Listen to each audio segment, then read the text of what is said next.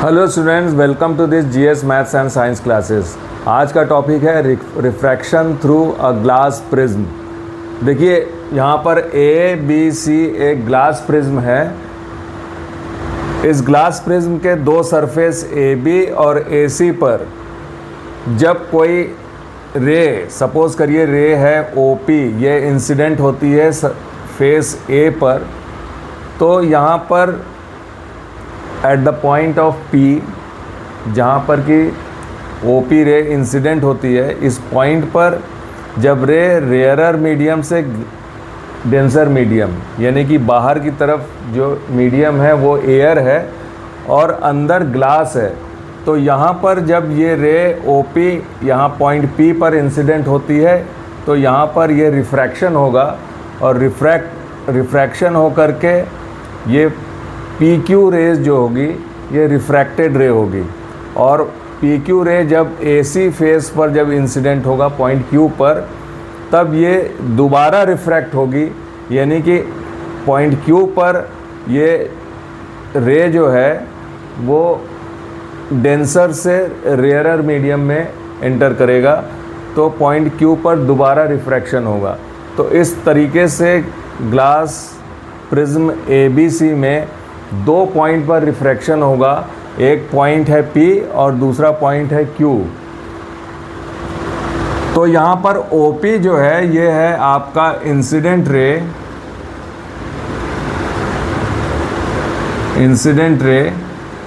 और PQ जो है ये है रिफ्रैक्टेड रे।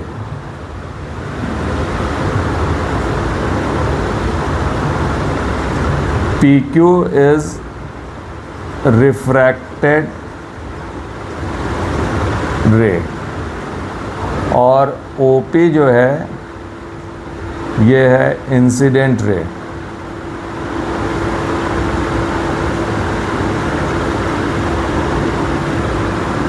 QR रे जो है ये है इमर्जेंट रे।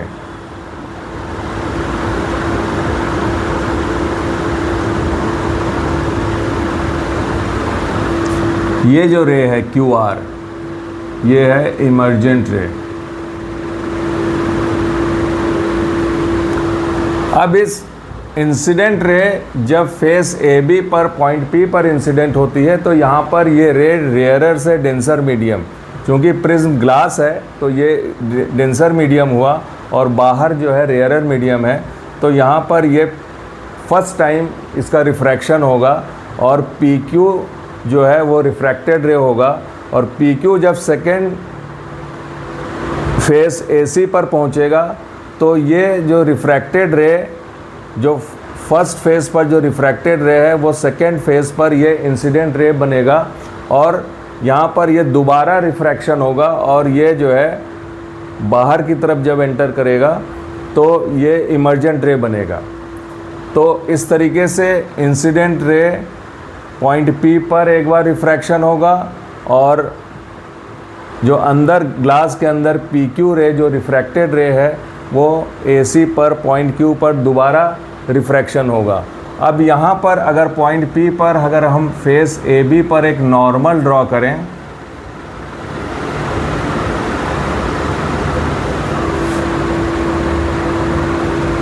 और पॉइंट Q पर AC फेस पर एक दूसरा नॉर्मल ड्रॉ करें,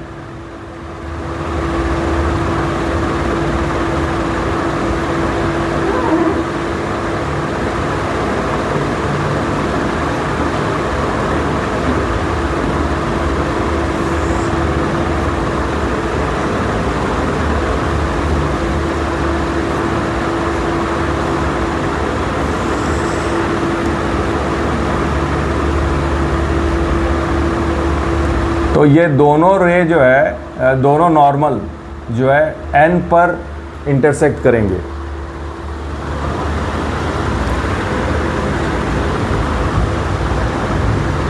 अब ये जो नॉर्मल है, इस नॉर्मल और इंसिडेंट रे के बीच में जो एंगल है, सपोज ये एंगल ऑफ इंसिडेंस I1 है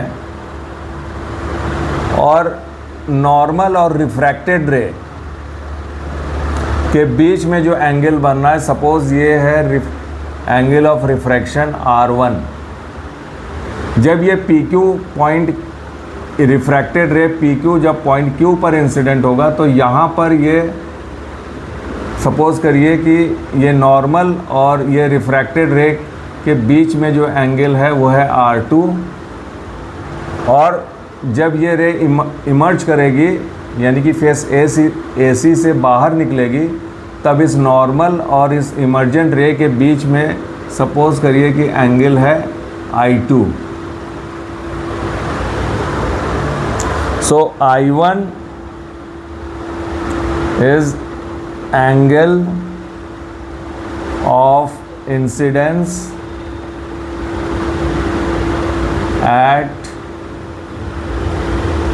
face AB। R1 is angle of refraction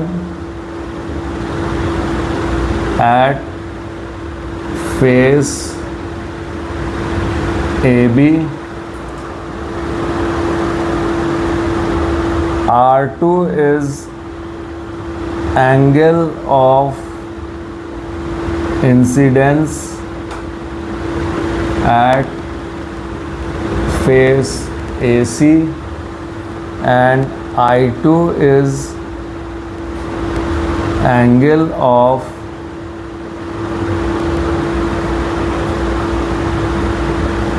emergence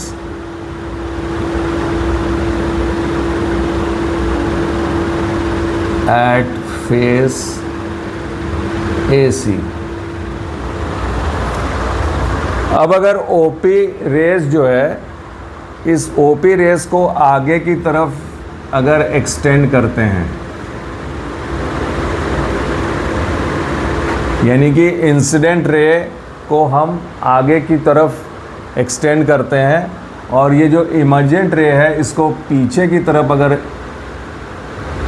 extend करते हैं, तो इंसिडेंट रे और इमर्जेंट रे के बीच में जो एंगल बन रहा है, ये एंगल जो है एंगल ऑफ डेविएशन डेल्टा से होगी।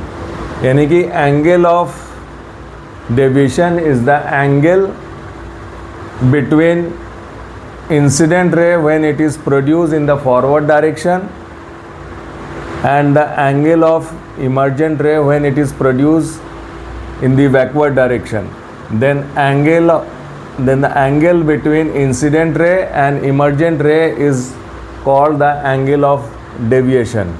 So angle of deviation is angle of deviation delta equals to angle between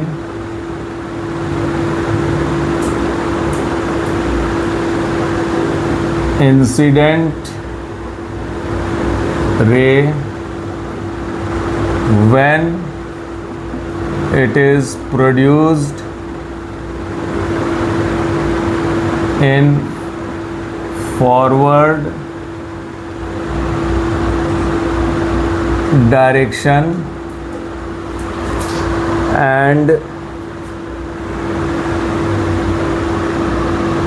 emergent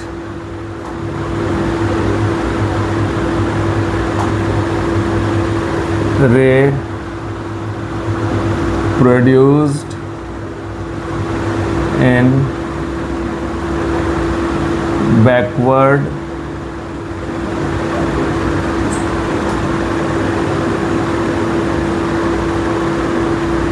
direction.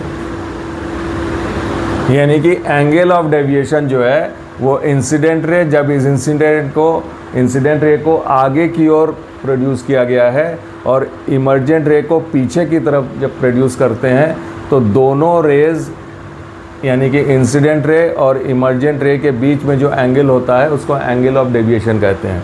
यानी कि अगर ये OP इंसिडेंट रे अगर ये प्रिज्म ना हुआ होता तो ये OP रे जो है ये स्ट्रेट चली जाती है। बिकॉज ऑफ दिस प्रिज्म, ये जो इंसिडेंट रे है वो एंगल डेल्टा यानी कि एंगल ऑफ डेविएशन डेल्टा से ये डेविएट हो गया है, इसने अपना पाथ चेंज कर दिया है। सो ये जो डेल्टा जो एंगल है, ये इंसिडेंट रे ने इस डेल्टा एंगल से ये डेविएट हो चुका है, इसलिए इसको एंगल ऑफ डेविएशन कहते हैं।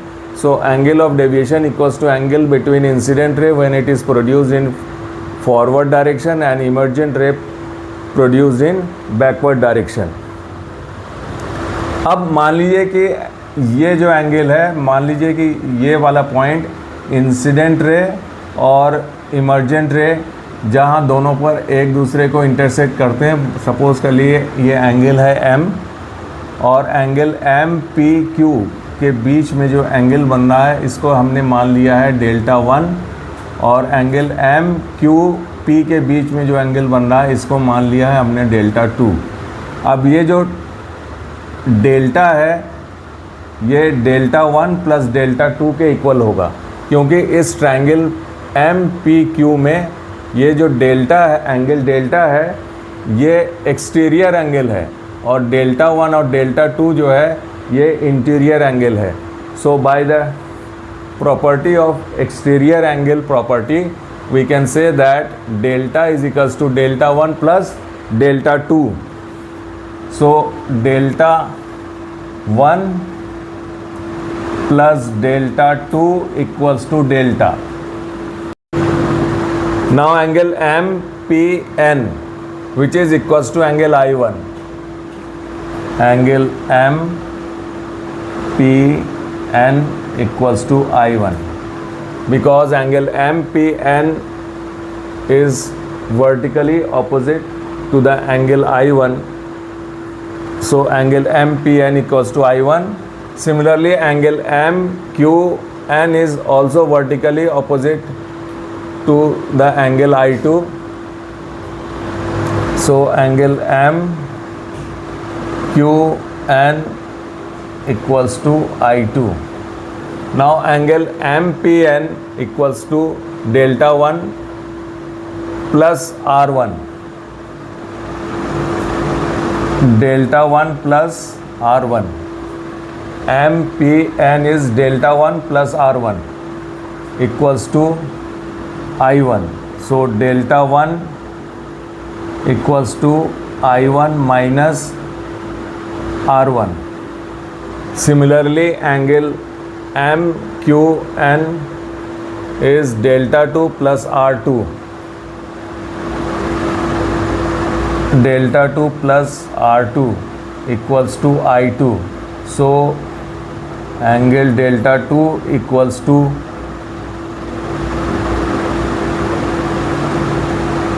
I2 minus R2. Therefore, from equation 1, I1 minus R1 plus I2 minus R2 equals to delta, or delta equals to I1 plus I2 minus R1 plus R2.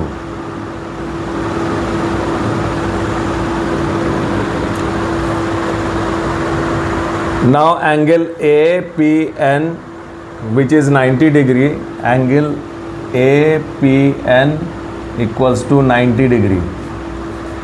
Because this is normal, so angle APN is 90 degree and angle AQN is also 90 degree, and angle AQN equals to 90 degree. So in quadrilateral APNQ, therefore in quadrilateral APNQ,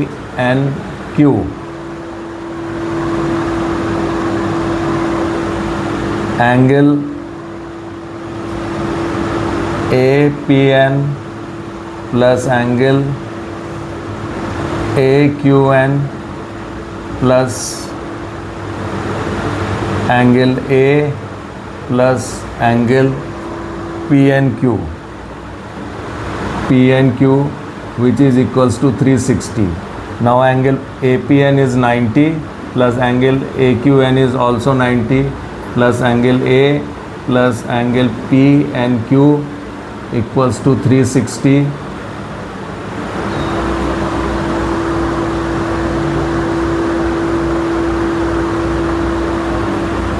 Now angle A plus angle PNQ equals to 90 plus 90 180. जब ये उधर चला जाएगा transfer हो जाएगा तो 360 minus 180 equals to 180 degree. Now in triangle PNQ, in triangle PNQ, R1 plus R2 plus angle PNQ equals to 180. That is R1 plus R2 plus angle PNQ equals to 180 degree. So angle PNQ is equals to 180 degree minus R1 plus R2. अब angle PNQ की value को अगर हम इस वाले equation, suppose ये equation number 3,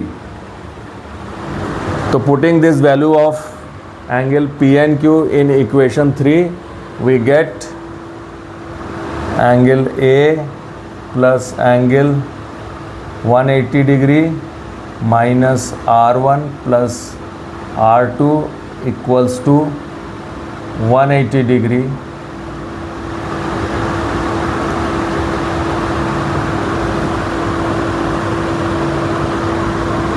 So 180 degree and 180 degree will cancel out and we will get R1 plus R2 equals to angle A.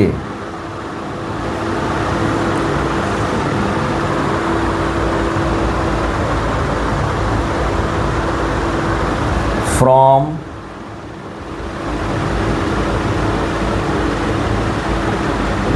equation 2, इस वाले इक्वेशन से, from equation 2 R1 plus R2 equals to angle A, अगर हम यहाँ पे substitute करें तो हमको मिलेगा delta is equals to I1 plus I2 minus angle A. तो इस तरीके से हमको 3 रिज़ल्ट यहाँ मिलता है. एक है angle A is equals to R1 plus R2 और दूसरा है delta is equals to I1 plus I2 minus angle A. And suppose ये एंगल इक्वेशन 4 है और ये इक्वेशन 5 है और एक इक्वेशन हमको मिलता है delta is equals to I1 plus I2 minus R1 plus R2. अब ये एंगल ऑफ डेविएशन ये डिपेंड करता है 4 चीज़ों पर, यानी कि angle of deviation depends on number 1 angle of incidence.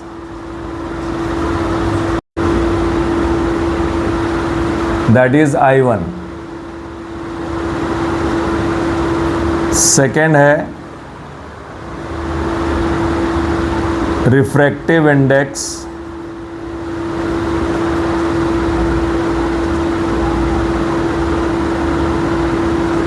index of the material of the prism, that is mu. And third one is angle of prism, that is A. And 4 wavelength